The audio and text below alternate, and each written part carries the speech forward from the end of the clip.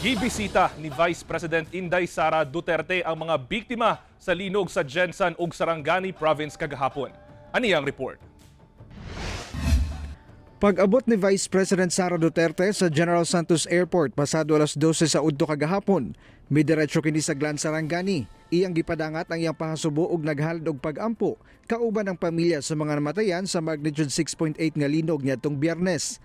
Unang gibisita ni VP Sara ang mag-inahan nga una nang nataho nga missing ug niadtong Sabado lang kini na-recover nga natabunan sulod mismo sa ilang balay gumikan sa pagdahili sa yuta.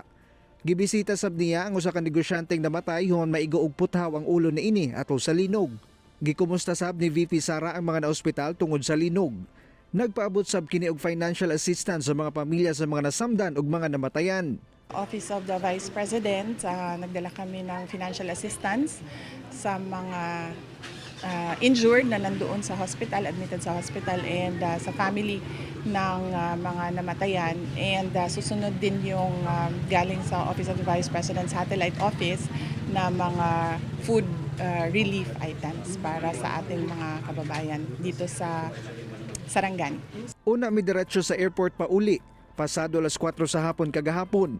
Gibisita sab ni VP Sara ang haya sa tulo ka mga namatay sa linog sa General Santos City sa usa ka punerarya aron magpaabot og tabang og pahasubo sa pamilya sa mga biktima. Sa interview kay VP Inday, isip Education Secretary, naisgutan ni ini nga nasa 100 million pesos ang kantidad sa nadanyo sa mga eskwelahan sa linog. Nakatakda sab nga magpahigayon ng DepEd og stress debriefing para sa mga naapektuhang estudyante ug magtutudlo. Kahapon, na-discuss natin ang stress debriefing para sa ating mga personnel and learners.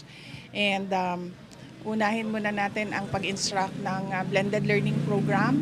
So, pwede munang mag-asynchronous ang ating mga paaralan doon sa mga affected areas na meron pang takot ang mga teachers or mga estudyante natin na pumasok sa eskwelahan dahil sa trauma nila. And Kauban si Gary Balantay sa kamera.